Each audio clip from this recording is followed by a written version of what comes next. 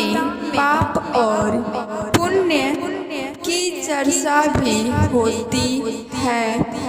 व्यवहार और चरित्र के धरातल पर ये दो मूल्य माने गए हैं। अपना हित सोचना मानव का कर्तव्य है और धर्म भी, लेकिन अपने हित के कार्यों को इस प्रकार करना कि दूसरों को किसी प्रकार की हानि न उठानी पड़े, यह उससे भी श्रेष्ठ कर्म है।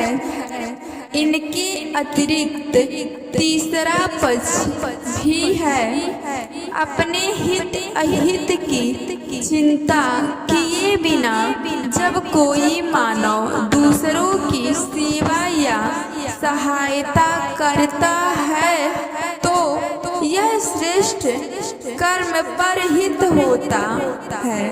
विश्व इतिहास और साहित्य में इस प्रकार के अनेक चरित्र हुए हैं जिनमें ईसा मसीह, बुद्ध, गांधी, नानक, दयानंद, सरस्वती, रामकृष्ण, भगत सिंह, चंद्रशेखर, सुभाष आदि महान व्यक्तित्व हैं। इन महान चरित्रों में यही समानता देखी जाती है कि इनके कार्यों से लोगों को पीड़ा और दुख से मुक्ति मिली, तभी वे लोग सुख और बढ़े हैं। प्रत्येक मनुष्य का अपने माता पिता, भाई बहन, पत्नी और संतान की सेवा करना सबसे प्रथम कर्तव्य है। यथा योग्य इनका भरण पोषण उसका धर्म बन जाता है। उसके कर्तव्य की सीमा यहीं तक सीमित नहीं रहती है, अपितु अपने संगे संबंधियों के प्रति भी उसका कुछ कर्तव्य होता है। यहीं तक वह सीमित नहीं रहता, उसे समाज के प्रति भी उत्तरदायी बनना होता है। समाज के साथ ही देश और अनंत विश्व के प्रति वह किसी न किसी रूप में जवाबदेही बनता है।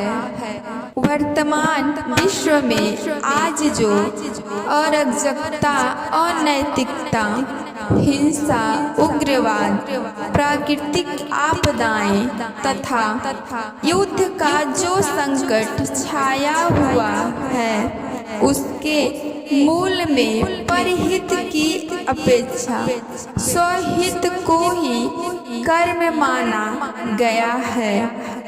आज का स्वार्थी और लिप्सा में डूबा हुआ व्यक्ति दूसरों का शोषण कर अपने स्वार्थ को सिद्ध करने में डूबा हुआ है। छोटी छोटी बातों के लिए, क्षुद्र स्वार्थ के लिए हत्या कर देना साधारण सी बात मानता है।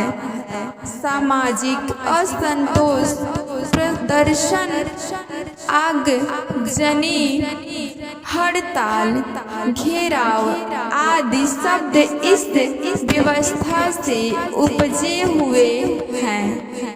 मनुष्य विवेकशील होने के साथ साथ संवेदनशील होता है। अन्य जीवधारियों से उसे एक तथ्य अलग कर देते हैं। पशु में भी भूख, काम की भावना होती है। इनकी पूर्ति के लिए उसे कोई भी बंधन, नियम और व्यवस्था को नहीं समझाना पड़ता है। मानव की सामाजिक भावना उसे व्यवस्था में बांधती है। अतएव परहित ही वह आधार है जो सबके ही सुख का कारण होता है। इस तरह के और मोटिवेशनल वीडियो देखने के लिए चैनल को लाइक और सब्सक्राइब करें।